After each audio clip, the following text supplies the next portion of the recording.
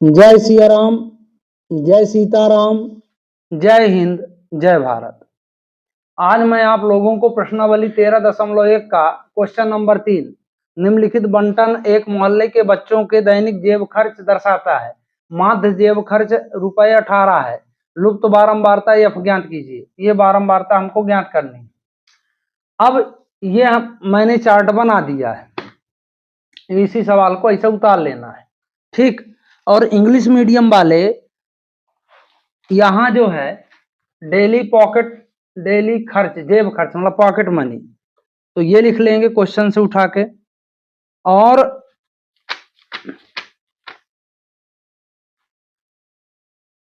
ये daily pocket है ना, डेली पॉकेट अलाउंसेस है। और number of children class mark English में लिखा है। अब इसमें ये देखना है कि देखो, फिर मैं समझाता हूं कि आंकड़े अगर छोटे हों तो हम प्रत्यक्ष विधि का प्रयोग करेंगे। अगर आंकड़ा बड़ा है तो कल्पित माध्य विधि का प्रयोग करना है। आंकड़ा बड़ा मतलब ये बड़ी संख्या दी हो यहाँ तो आप कल्पित माध्य विधि का प्रयोग कर लेना, ठीक। चायपक विचलन विधि का तो ये आ जाएगा। अब इसमें वर्ग चिन्ह फिर से निकालना है, तो ये निम्न सीमा हुई, ये उच्च सीमा हुई, दोनों को जोड़ दो तो 13 में 11 जोड़े 24, और 24 का आधा कितना हुआ 12। 2 से भाग करना है, 2 से क्या करना है, भाग करना है। और मैंने हर सवाल में ये ट्रिक बताया है कि इनका अंतर देखो कितना है, 2। यहाँ भी 2 ही का अंतर आएगा, आप निकाल के देख लेना। ये 14 हो जाएगा, ये 16 हो जाएगा, ये 18 हो जाएगा, ये 20 हो जाएगा, ये 22 हो जाएगा, और ये 24 हो जाएगा, ठीक। देख लेना कहीं भी निकाल के, आपको इतना मिलेगा। बात समझ में आ रही? मतलब फिर एक बार निकालने की जरूरत है, बाकी आप यहां से इसका अंतर देख लेना, बाकी फिक्स हो जाएगा, उतने अंतराल में उतार लेना, ठीक। एफ आई और एक्स आई का मतलब है ये फ्रीक्वेंसी है, इसी को बोलते हैं एफ आई, फ्रीक्वेंसी, संख्या, बारंबारता, इंग्लिश में बोलते हैं फ्रीक्वेंसी, उसी से एफ लिखा है। दोनों का गुणा करना है तो 12 सते 84, 14 छंग है ना, और 16 नैया 144, पहाड़ा आना चाहिए। 13 और 18 में 18 त्याई 54 की 4 हासिल, 5 18 1 कम 18, 18 5 23, और 20 का एफ में गुणा किए 20 एफ, और 22 पंचे 110, 24 चौको 96। ये आपका गुणा हो गया है ना, इस तरह गुणा कर लेना है। अब इनको लास्ट में प्लस कर लेना है ऐसा। तो ये हो गया है आपका सिग्मा। सिग्मा मतलब होता है कुल योग, इसका कुल योग किसका, एफ आई का, एफ आई का कुल योग। अब इसमें जोड़ते हैं तो देखो 7 6 13, 13 9 22, 22 और 13 35, 35 5 40, 4 44। ये एफ अलग ही रहेगा, ये दिमाग में रखना, क्योंकि इसकी फ्रिक्वेंसी नहीं दी है। ये हो जाएगा 44 प्लस एफ 44, इसको यहां से बंद किए देता हूं डब्बों को, मतलब लिखा है 44 प्लस एफ हो गया। इस एफ पे मत जाना, यहाँ जो भी कहीं संख्या भी आएगी तो संख्या उतार देना है, जिसे उधर आएगा संख्या। अब ये हो गया आपका सिग्मा लगा के, सिग्मा मतलब कुल। अब ये कुल इसको जोड़ना है, क्या करना है, तो ये 20 एफ अलग से लिखा जाएगा और बाकी सब जोड़ना है। तो 4 4 8 4 12, 4 16, 16 6 22, 22 की 2 हासिल 2, 9 1 10, 10 3 13, 13 4 17, 17 8 25, 25 और 8 33, और 33 और 2 35 की 5 हासिल 3। अब 2 2 4 1 5, 5 3 8, हाँ गड़बड़, रुक जाना, 2 1 3, ये गलत, ये जोड़ दिया था, 2 1 3 1 4, और 4 3 7, और प्लस 20 एफ ये अलग ही आएगा, ये मतलब 2 जोड़ दिया था इसलिए अधिक हो गया, ठीक। बात समझ में आई इतना। अब जब इतना बात समझ में आई तो अगर प्रत्यक्ष विधि का हमको फार्मूला मालूम है, हम लगा दें यहाँ कि एक्स बार इक्वल सिग्मा एफ आई एक्स आई अपॉन सिग्मा एफ आई। अब इसमें बारंबारता दी है, ये देखो माध्य जैव खर्च, इसको माध्य बोलते हैं। क्या बोलते हैं? माध्य। ये सब चीजों को याद रखना। ये 18 हो गया, बराबर ये आया 752 प्लस 20F अपान ये कितना आया था 44 प्लस F। ठीक, इसका क्रॉस इंटू करना है तो 1 लगा लो, तो 1 लगाओगे तो सब सेम ही आएगा। 752 प्लस 20F बराबर 18 चौक 72, 18 चौक 72 और 7 79 और प्लस 18F। तो यहां से लिखोगे, इसको मैं और छोटा कर दूं क्या, ऐसा समझ में आए तो 20F माइनस 18F बराबर 792 माइनस 752, 792 माइनस 752। तो इसमें 2F बचा, इधर घटा दिए 40 आ गया, तो F बराबर 40/2 काट दिए 20 आ गया। आपका आंसर जो है F बराबर 20 आएगा। इस फ्रीक्वेंसी की जगह मतलब यहाँ 20 आंसर आएगा। समझ में आई बात?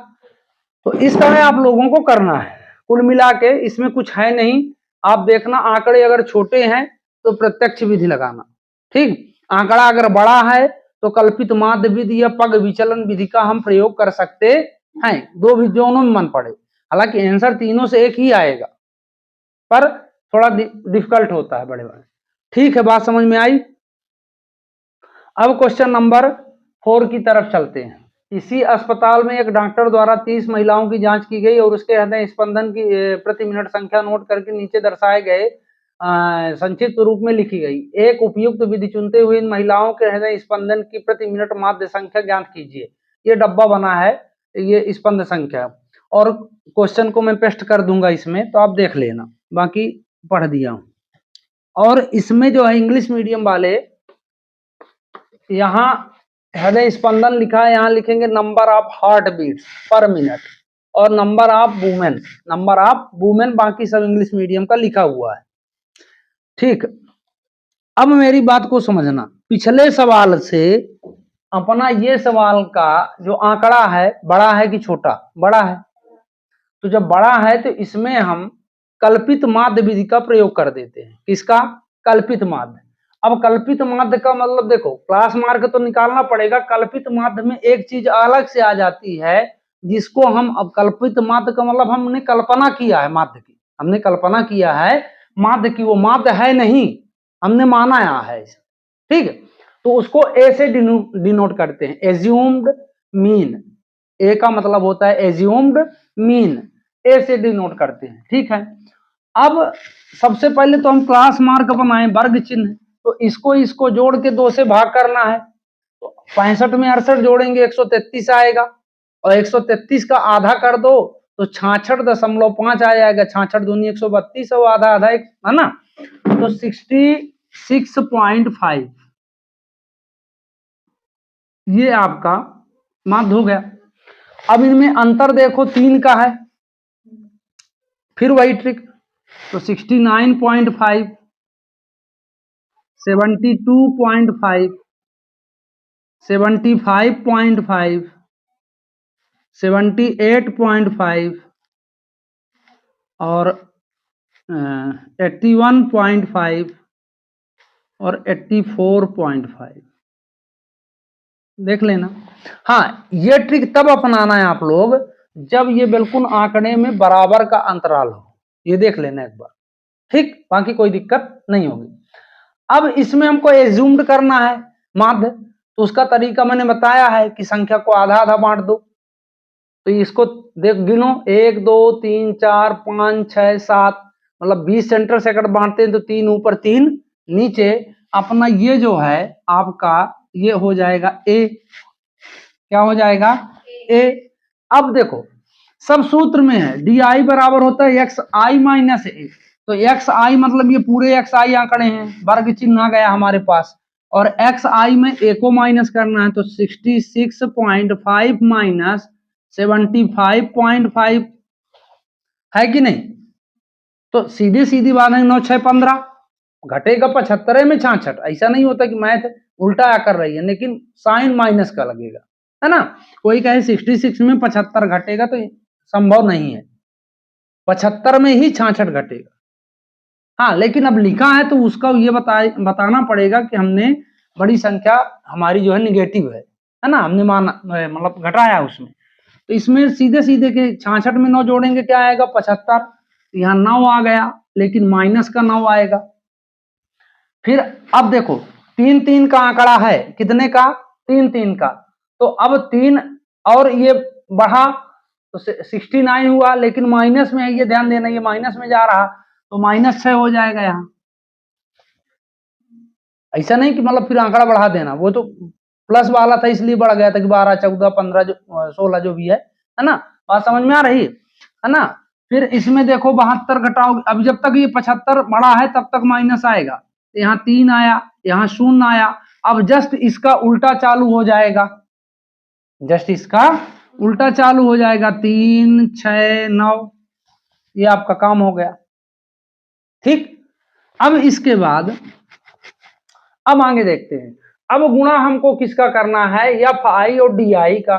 तो 9 दूनी 18,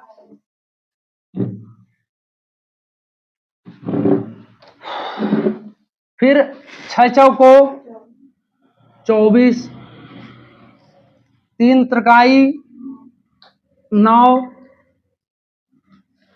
ठीक। फिर 8 शून्यम 0, 7 त्रिक 21, 4 छंग 24, 9 दूनी 18, ठीक। अब इसको जोड़ो तो 24 18 42, 42 9 51, ये 51 हो गया, लेकिन माइनस का 51 होगा। और ये 45 8 63, ये 63 हो गया।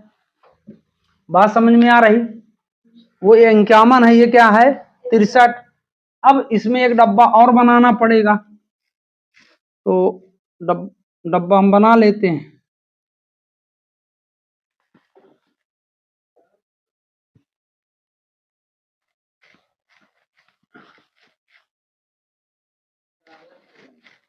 ऐसा कर ले, ठीक, ये जोड़ दो, ठीक है। अब ये हो गया है आपका सिग्मा एफ आई।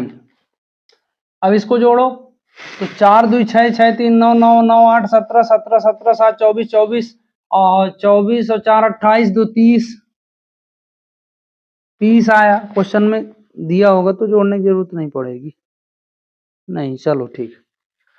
अब इसके बाद इसमें देखो 63 में 51 घटाना है, ठीक। तो संख्या 63 बड़ी है कि 51, तो 63 बड़ी है। हमेशा बड़ी संख्या का चिन्ह लिया जाता है, तो इसमें पहले लिखेंगे sigma F I D I equal 12, 51 में 12 जोड़ दोगे तो 63 आ जाएगा। अब इसमें फिर वही काम करना है, माध्य तो निकालना है हमको, लेकिन कल्पित माध्य का जो सूत्र है वो सिग्मा वार बराबर A plus sigma F I D I upon sigma F I, है ना। तो ए एज्यूम्ड क्या हमने किया था 75.5, फिर इसके बाद कितना आया हमारा 12, और नीचे कितना आया 30, तो 6 दूनी 12 और 6 पंचे 30।